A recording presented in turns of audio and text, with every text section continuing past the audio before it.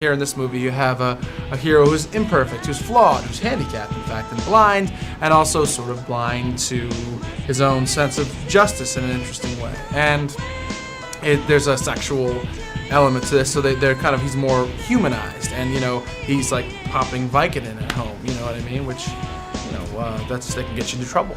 That Vicodin popping. Wake me up! Wake me up inside! I can't wake up! Wake me up inside!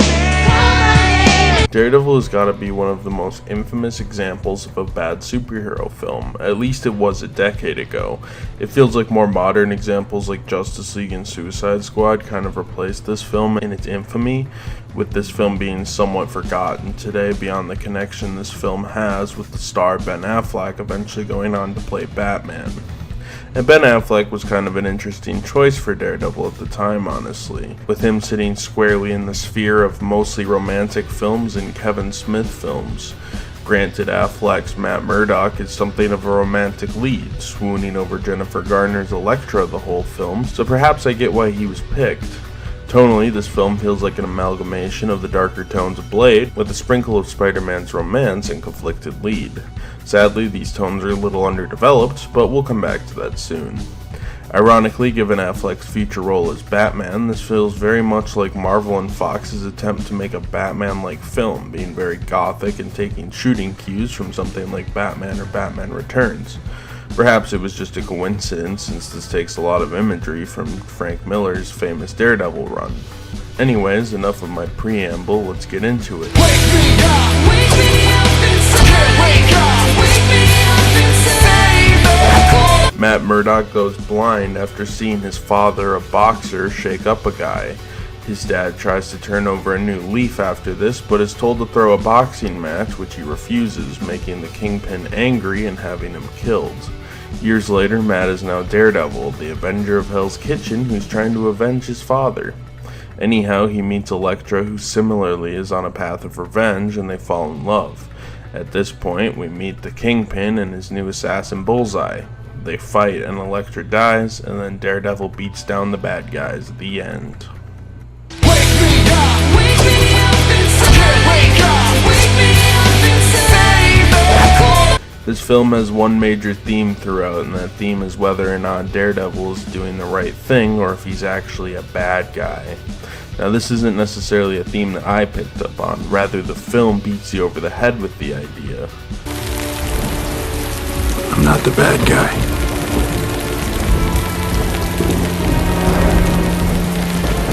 I'm not. And yeah, that might have been an interesting idea, but all Matt really does is beat up bad guys, and at one point he kills a guy with a train. Which, yeah, that is bad, but for the most part, he seems on the up and up. He is also a lawyer who defends only the innocent, as he says at one point in the film. Because we only handle clients who are innocent. And he essentially only beats up mongers and people who are clearly evil. I guess he also scares a kid at one point, which is why he says, I'm not the bad guy.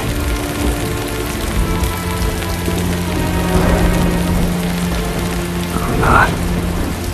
But it just feels like the film wants to beat us over the head with a theme that isn't really there. Eventually he beats down the Kingpin and says, I'm not the bad guy. Like we can infer that by his actions of not killing Kingpin, that he ultimately isn't the bad guy. We don't need him to announce, I'm not the bad guy. It just comes off like the film thinks we're really fucking stupid. Speaking of on the nose, you know when you see something in a film and you're like, that's definitely something that was added due to either test audiences or sheer incompetence? Yeah, that is the entirety of the origin story.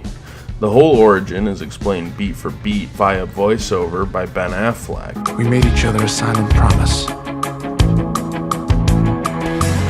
to never give up.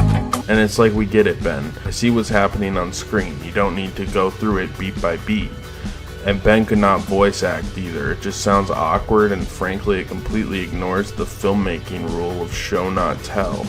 On top of that, the fact that the first 30 minutes of a 90-minute film is an origin that I summed up in one line in my summary should speak volumes about Wake me up inside! This film is paced like absolute shit. The origin is basically entirely removed from the rest of the story, making the first 30 minutes a bloated summary of something that could have been summed up much quicker. It also ties into the later story in the loosest, most clumsy way.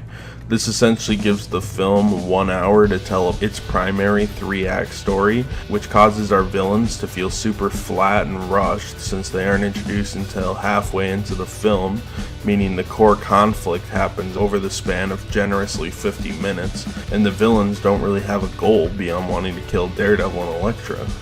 This also causes the love story between Matt and Elektra to feel really rushed.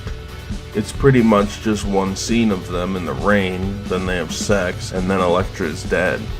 Hell, it feels like Daredevil's only sad Elektra died because she's hot, which is pretty much the reason he dates her in this film. So our core plot lines are essentially non-consequential bullshit. Wake me up inside. Wake me up inside. I kind of covered this in the past, but let's break down the cast. Daredevil is sad that his dad is dead. He loves Elektra because even though he's blind, he knows she's really hot. He's unsure on whether or not he's evil, and this makes him sad. I'm not the bad guy. Elektra's mom was killed by the Kingpin. Eventually her dad was killed too, so she wants to kill the Kingpin. She also wants to fuck Matt since he's hunky Ben Affleck. Kingpin. I don't know, he's a criminal and wants Daredevil dead. I actually like Michael Clark Duncan in this role, but his character is severely undercooked. Bullseye is an assassin who wants the glory of killing Daredevil. He's also a cheeky bastard, killing people with peanuts and shit. He's portrayed by Colin Farrell, and they have a real love-hate relationship with the character. He's pretty funny, but that makes him non-threatening, and I'm not sure if I was supposed to be laughing at him, but I was, so take that as you will. Foggy isn't very important in this film, and I wouldn't even mention him if it wasn't for the fact that he was played by future Iron Man director Jon Favreau. This was also a really early Kevin Feige produced Marvel film, so it's interesting that there's some future MCU folks working on this film. I actually like Jon Favreau's take on Foggy. He plays a good balance of supportive and funny, not too dissimilar to his role as Happy in the Iron Man films later on, though I suppose functionally the roles the characters play in the lives of our heroes is pretty similar. Wake me up inside. Wake me up inside. This film is pretty bad on a technical level as well as a storytelling level. The acting from our leads is poor to say the least, both Garner and Affleck turning career low performances here.